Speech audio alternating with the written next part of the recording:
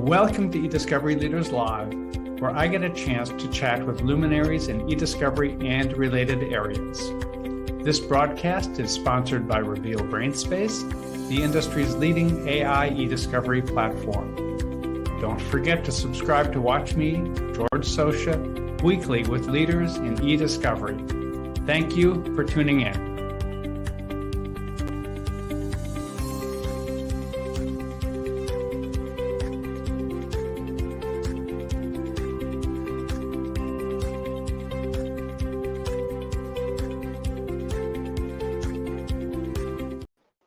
Welcome to eDiscovery Leaders Live, hosted by ACEDS and sponsored by Reveal. I am George Socha. I head up brand awareness at Reveal. Each week I host one, or in this instance, this week, 2 episodes of eDiscovery Leaders Live, where I get the chance to chat with luminaries in eDiscovery and related areas. Past episodes are available on the Reveal website. Go to revealdata.com, select resources, then select eDiscovery Leaders Live. As you can tell, we are not at our usual time or our usual location. This week we are broadcasting live from the University of Florida Levin College of Law, where the 10th annual UF Law eDiscovery Conference is taking place. I have with me as my guest here one of the speakers from the conference, Adam Gajadharsingh. Almost got it right. Very good, very good. Okay. Adam is Discovery Counsel at Google, and as I said, he will be a panelist with us on a session tomorrow. That session will be on privilege. But today, let's talk about Adam and his topics and not tomorrow's session. So I'd like first, Adam, before we get into anything substantive, if you could just tell us a little bit about who you are, what you do, and how it is you ended up doing what you do. Yeah, absolutely. And we are sitting outside, and so I appreciate George scheduling this not in the dead of summer. It might be a little bit more interesting. But my name is Adam Gajadharsingh, as you mentioned. I'm a Discovery Counsel at Google, but prior to joining Google, and I've only been there about 9 months at this point, I was in pretty much big law firms my entire career. So started out working at a firm in DC, but I went to law school in Atlanta and spent most of my career in Atlanta. And most recently was at a big litigation firm with our office in Atlanta. And my practice has focused on general civil litigation, but early on in my career, I did quite a bit of work in the e-discovery space, and specifically on privilege and work product issues, and worked with a sort of a unique group within another firm that focused really on those issues. So I've developed a bit of an affinity for those issues, and I just enjoy talking about them and sort of researching them. And sort of in connection with that, got involved with the Sedona Conference, which many are aware of, but that's a nonprofit sort of think tank that focuses on litigation and e-discovery issues, and have been working with them for about 2 years at this point in helping to co-lead the drafting of a commentary on how to mitigate the burdens of creating privilege logs. And so that is going to be the focus of our panel tomorrow, and I think some interesting points there that we can talk about today. Thank you. Let's move them back a little bit from that particular topic to that transition you made from outside counsel to in-house. Tell us about that. Yeah, this is my first in-house role, so it's been fascinating to go through that transition. I think the 2 biggest things that stick out to me, first is the concept of client, who your client is. And obviously, as a former outside counsel, you had a wide range of lots of different clients, from small, medium to very large companies. And how you treated those different clients, where you had multiple ones with different matters on a daily basis, is very different in a sense from going in-house, where you have one client. But as a practical matter, it's not that different, because especially at a company the size of Google, where there are multiple product groups and team members and matters across the world, literally, the concept of client, although you're working for one company, you really have a lot of internal clients as well. And so it's a different about that dynamic. And interestingly, the other big point I think that I've noticed is now sitting on the other side of the table in some of these meetings, there are some advantages to being the client and not the attorney on the other side in terms of some of the deliverables and when things are due. But it has been fascinating to see, working with a company from the inside out. And you really don't understand the nuances of that when you are outside counsel, because obviously you're not embedded there, and you don't really truly understand the dynamics, the day-to-day of what happens in a company. And if I could give one piece of advice to outside counsel, that's, I think, how you can make yourself valuable to your clients, is to not treat them as one of 50 or 100 clients that you deal with a year. Is the more you can learn their business, the more that you can spot issues and the more value you can add. And I think that's one thing I appreciate now, looking at some of the attorneys that work with us at Google, is that they have a deep inside knowledge to the dynamics of what you do. And that allows for less friction in the relationship, but also more efficient ways of resolving problems. And that's particularly relevant, of course, in the world of e-discovery, where understanding where data lies and how it's used and all those issues, that's extremely important. So again, for outside counsel that might be working with new clients, that's just a key critical initial step. And so it's just fascinating to see, from different perspectives, how that's managed in the relationships and the concept of client, but also understanding the business of your clients. As you look at those different outside counsel and the ones who are doing it well, how have they managed to learn about the company and what it does? Sure. It's easy to say, it's got to be more challenging to accomplish. Absolutely. One thing I've noticed, I'll give a two-part answer. So one thing I've noticed is Google does have a very strong bench of outside counsel they've worked with for many years. So I think part of it is just having been through so many cases and learned it over time, that's a natural benefit. But I think I've seen this also, in my prior career at Big Law, where I would try and do some initial first steps is don't just assume everything is cookie cutter. It is pretty incredible how vastly different sometimes companies, even in the same industry or the same level of size, have different systems, treat data differently, have different processes, how they dispose or retain information. And I think it's really incumbent on the attorney to take proactive steps to try and understand and not be reactive.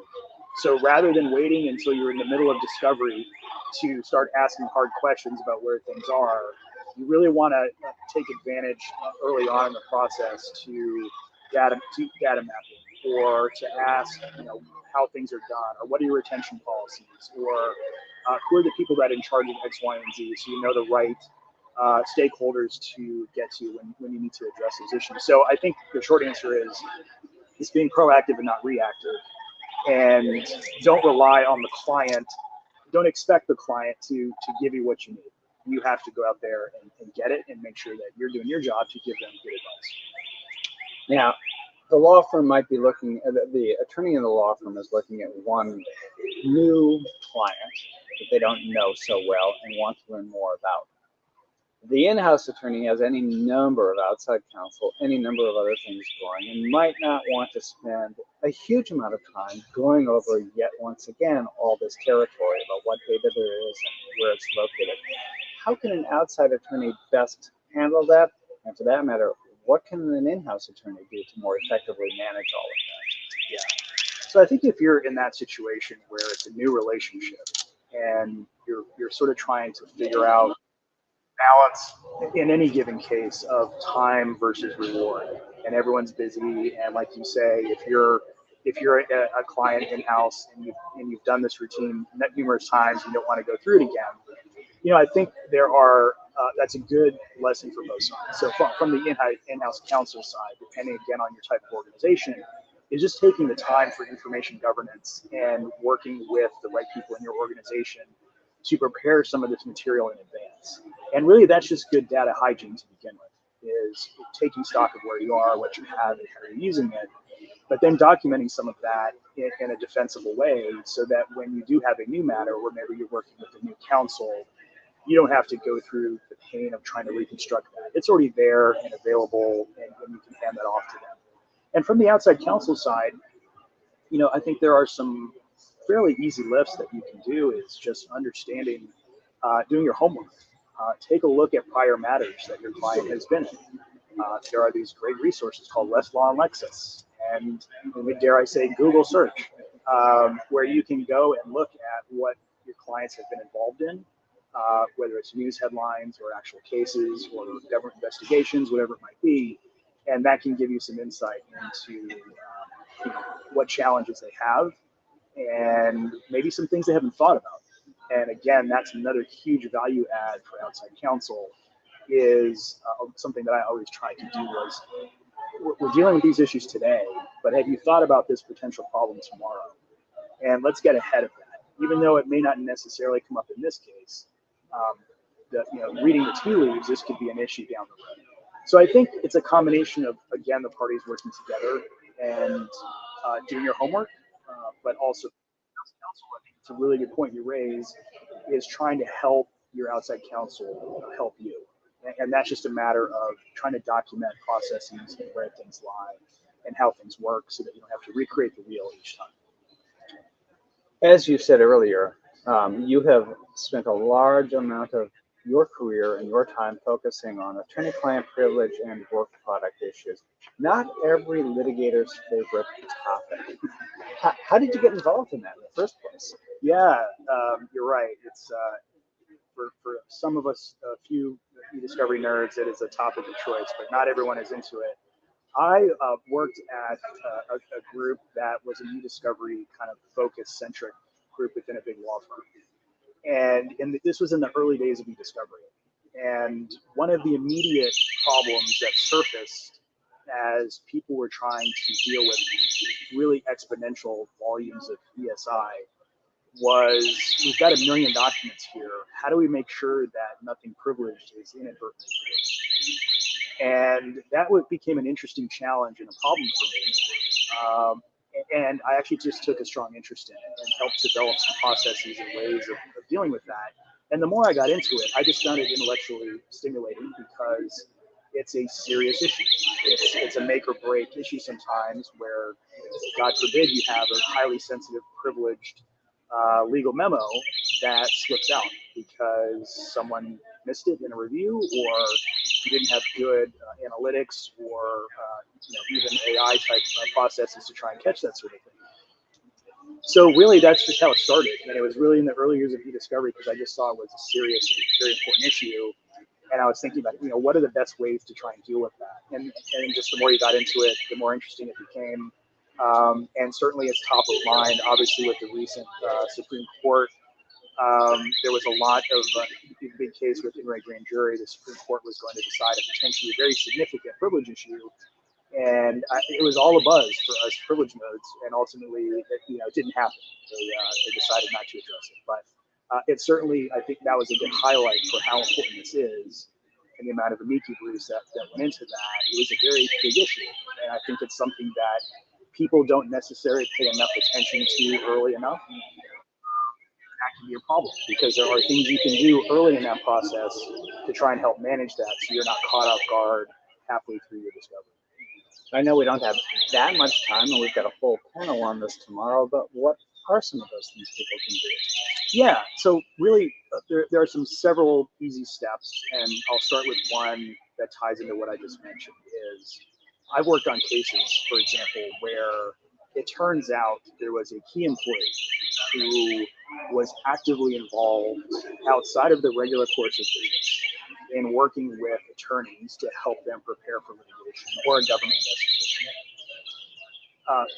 That may not have necessarily been known on day one of the review, but 1 month into the review, that was discovered, and then you suddenly realize, oh my goodness, arguably all of this person's documents with this related to that particular project are potentially work product or privilege, because this is not something they were just doing in the ordinary course of their business. So that prompted, a re-review and recollection and a lot of fire drills and a lot of heartache to go back and figure that out and make sure everything was cleaned up and handled properly. But if someone had asked the right questions early on, a lesson I learned early in my career, that could have been avoided. So step number one, really tying into what we talked about earlier, is doing your homework, not just generally for a client, but when the case starts, and understanding and asking the right questions of, are there key employees who are involved in this who have special status? Are there some unique projects or code names that we should be looking for that are tied to some litigation or that might be protected? So that's one easy step. But really, in terms of the privilege logging issue, which has become a massive heartache for a lot of people, because you've now gone through this review and found all these potentially privileged documents, but you have to defend that claim. And the typical way of doing that is through a privilege log. And I know when I started out, it was a given that the standard for logs was a very painful document by document custom description coupled with some metadata that you can pull, like the to from CC dates and things like that. But that process of creating what we call a traditional document by document log, very time consuming and extremely expensive.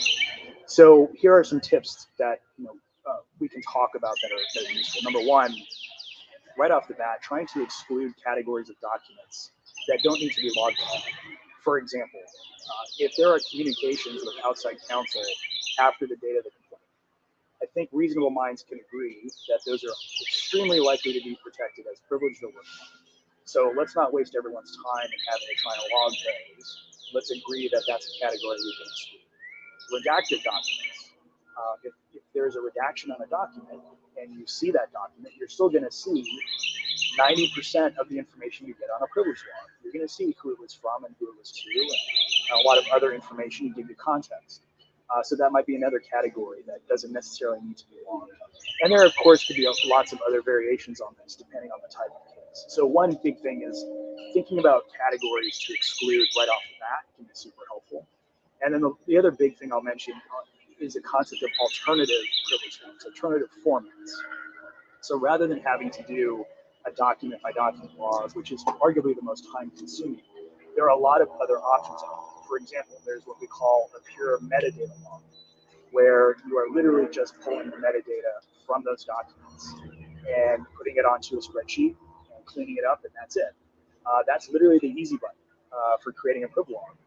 And again, in the right type of case or for the right type of categories of documents, that should generally be acceptable.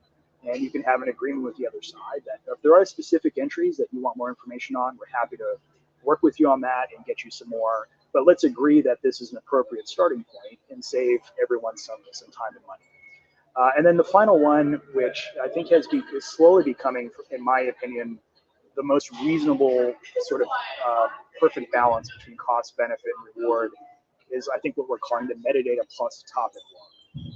And it really is the combination of a pure metadata log, but also with one additional layer of providing some topics or descriptions that are not necessarily bespoke or custom for every single entry.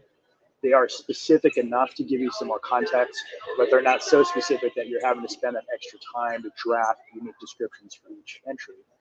And I think that is really becoming the gold standard, I think, in the industry to sort of find this balance between the two. But that, the issue of privilege logs is a big deal. And so I think that is something that I know we're working on with Sedona, and we're going to be hopefully putting that paper out for public comment pretty soon this year. And we'll give everyone some more insight into some of those issues.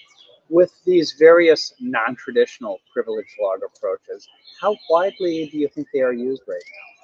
That's a great question. There's one I didn't mention, which is probably worth mentioning, is what's called the categorical log. And that was something that I think a lot of people initially thought was going to be the silver bullet to dealing with these problems. And the concept there is very simply to have very broad categories of documents with pretty generalized descriptions or topics. And that those types of logs are contemplated in the 1993 amendments to the federal laws. But that has seen, and that had some recognition and quite a bit of fair use. I think what happened is that people realized that although that can be acceptable on its face, sometimes it doesn't satisfy the minimum burden of defending your claim. And it resulted in a lot of pushback by parties, and a lot of courts started to say, not quite, we're going to need you to go back and revise that a little bit and give us some more specificity. And so if you're having to go back and redo it anyway, it sort of defeated the purpose of trying to alleviate that pain. So I think that was a good lesson in a first attempt, which has now spawned, I think, more of the metadata plus topic log and metadata logs. And I know just from speaking with my colleagues and various people in industry that those are being used much more actively now. But it has to be done in a conscientious way, and you have to think about the right type of cases or the right categories of documents that are appropriate for that. But I think it's taken on a lot more traction, and I think people learned a lot of lessons from the categorical log period that they're now using and employing in a more efficient way. And I think the courts are starting to accept that more, and I think it's consistent with some of the core principles of the federal rules, which is Rule 1 was cooperate, and also I think, in my opinion, Rule 26B1, where you have to talk about proportionality. And I think that's an important topic related to this. So let's talk about proportionality. We all know privilege logs are, no matter how you do it, they are time consuming, they're expensive, it's almost no one's favorite exercise. And yet it's got to be done. So how does proportionality fit into all of that? Yeah, it's an interesting topic that I focused a lot more on when I started thinking about these issues, because just to give some really quick history that I found interesting, hopefully your listeners won't tune out, but I'll take 2 minutes. So proportionality was always a concept in connection with discovery, of course, going back to the 83 advisory committee notes. The big thing that was, I think, curious and unintentional was in 1993, when they did the amendments to the federal rules, purely just for formatting sake, they moved the concept of proportionality from Rule 26B1 into Rule 26B2. Now, at the time, B1 was talking about the general scope of discovery, but B2 was talking about limitations on discovery. And I think inadvertently what happened is people started to view proportionality as not a key question as to scope, but rather as a side note as to, well, what are the limits, and a secondary thought. And in 2015, when they amended the federal rules, the advisory committee notes, I think very intentionally and correctly noted, we're moving it back into B1 because that's where it should have been. And to the extent people weren't getting that, we need to make it very clear that the scope of discovery is not just relevance, it's also proportionality. If you read the rule, that's what it says. And I think that's really important because proportionality comes into effect in two different ways. The first is before you even get to the privilege logging process, one of the best ways to reduce the time and effort of creating a log is if you have less documents to log to begin with. And the way you do that is by challenging overly broad requests for production. And one of the ways to do that is by talking about proportionality and the various factors that go into that. Now, the question of proportionality with discovery in general is not in dispute. It's very clear and it's unquestionable. There has been, however, some debate as to whether proportionality applies to the privilege logging process itself. I believe it does. I think the rule contemplates it. And what would be the argument that it doesn't? Well, the argument is this. You have an independent obligation under Rule 26B5 to defend your privilege claim. That is your obligation. That is your burden as a party withholding information. For you to now say that you should be alleviated from that burden in any way is improper. So to argue that there's some proportionality reason as to why you shouldn't do a full-blown proper privilege log is you trying to get away from your burden to defend your claim. That's the argument. I don't agree with that personally. I think that the rule contemplates proportionality across all discovery. I'll note that in 2018, the Sedona Conference issued their principles on that, and those principles specifically say that proportionality should apply to all phases of discovery, including the preparation of privilege logs. And interestingly, we did a lot of research on this issue to find out what the courts actually have said. And there's surprisingly not a lot of published opinions on this. There are some that say absolutely proportionality should apply to the privilege logging process. There are, in fairness, a couple cases that say no, you're trying to conflate the issue of responding to discovery as opposed to your obligation to create a privilege log. But there are not a lot of cases. And I think that's just because a lot of discovery disputes don't make it to publishing. I think a lot of judges resolve it, verbally or in some other way. But it is an interesting issue. And I think it's something that practitioners should be thinking about, because if you are in a situation where you're fighting about a privilege log, especially excluding something that shouldn't really need to be logged, or trying to advance maybe a metadata log for the right circumstances, and you're getting pushback, I think proportionality is a valid argument to raise in that context, and there is certainly grounding for it in the rules and some of the cases out there. So it is an interesting topic. Shocking there is some debate, but there is. And so I think it's a new tool that people should be thinking about trying to use in the right way. In the minutes left here, there's one other question I have, and it's one facet of proportionality, how one best deals with proportionality in the context of asymmetric litigation. Yeah, absolutely. And this actually ties into the very first topic, which was the transition from outside counsel to in-house counsel. And one of the stark things that I noted was how cases and clients can be treated differently depending on their size. It may shock you to learn that Google is a pretty big company.